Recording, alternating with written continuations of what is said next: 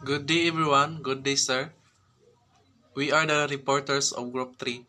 Our topic is all about skylighting, reflections, and environment maps. In ray tracing, sky and environment maps provide realistic indirect lighting and reflections, while reflections are a natural result of the core algorithm, and lighting is handled as an emissive light source or special effect. So in ray tracing,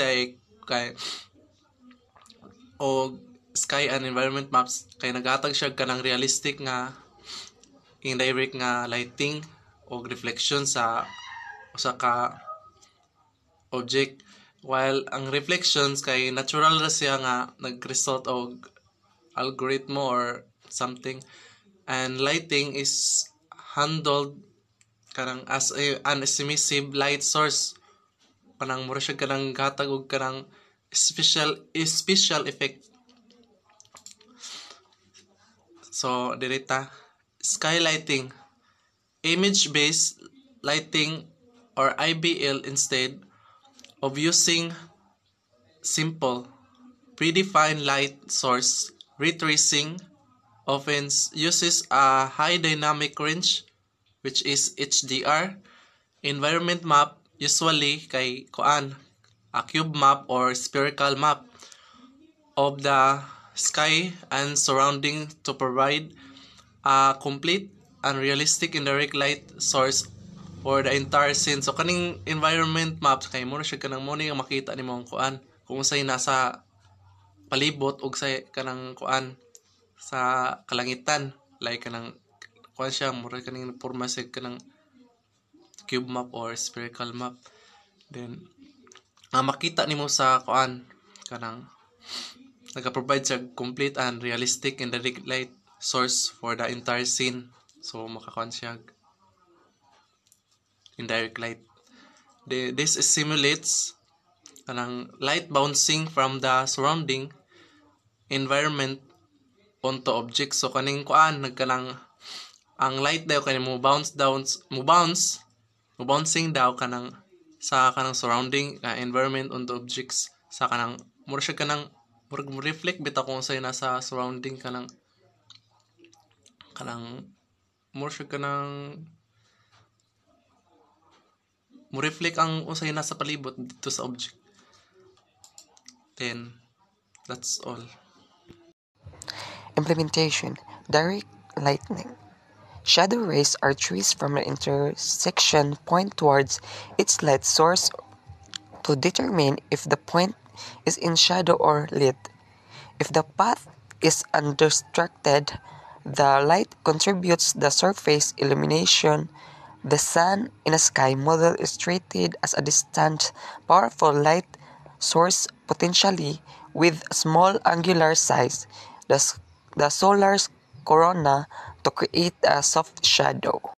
So kini ang bahin sa nagpasabot kung giunsa ang direkta nga pag-iwag direct lightning gipatuman or nagagana sa usa ka konsepto sa computer graphics, ilabi na kung ginasundog ang kahayag og mga anino.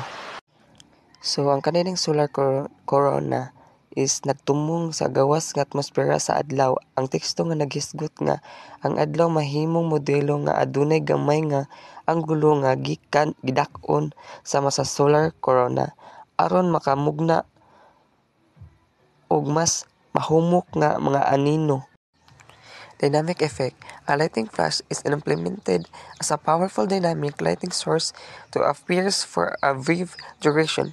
Its lighting will instantly affect the scene's lighting, casting sharp moving shadow, illuminating surface, and contributing to global illumination, all calculated in real time via ray tracing process. Kanidi ang dynamic effect is ang kilat gipatuman isip usa ka kusgan nga dynamic nga tinubdan kahayag nga makita sa mubo nga panahon. Kini nagpasabot nga ang kahayag sa kilat dili static, kini mausab-usab ug kusog kaayo. Example: In animated film, a lightning bolt illuminates a dark landscape for a single frame, with the rays automatically calculating the new shadows and highlights on all nearby objects like stress, rock, and water.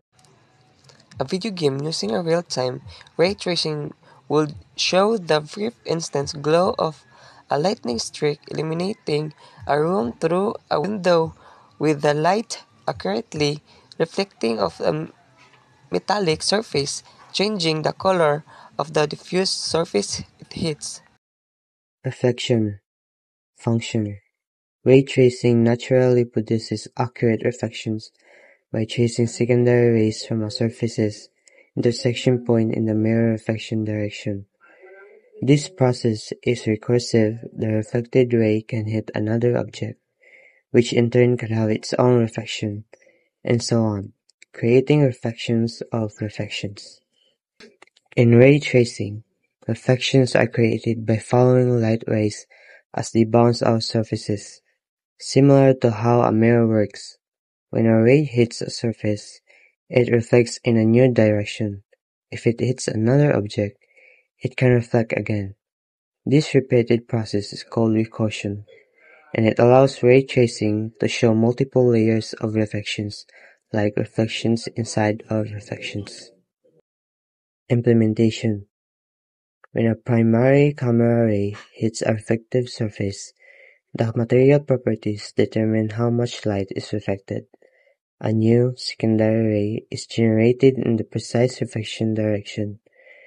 The color returned by this new ray, after potentially multiple bounces, contributes to the original pixel final color. The number of reflections, or ray depth, is often limited for performance. When a ray hits a reflective surface, a new ray is created in the reflection's direction. The color gathered from its bounces is added to the final pixel color. The number of reflections is limited to keep performance fast. Implementation.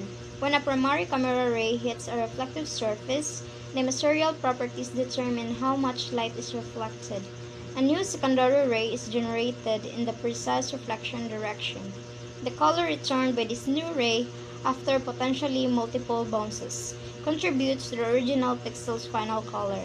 The number of reflections, or ray depth, is often limited for performance. So, in architectural visualization, kaning ray tracing, i-copy niya ug unsa magbehave ang light in real space para makaproduce og realistic reflection sa materials like glass, polished floor, metal textures, and water surfaces. And whenever the ray of a camera hits a reflective material like a marble tile or a window, the renderer must check the material's reflectivity para ma-determine how strongly it should reflect the environment. It then generates a secondary reflection ray that shoots out in the precisely calculated mirror direction.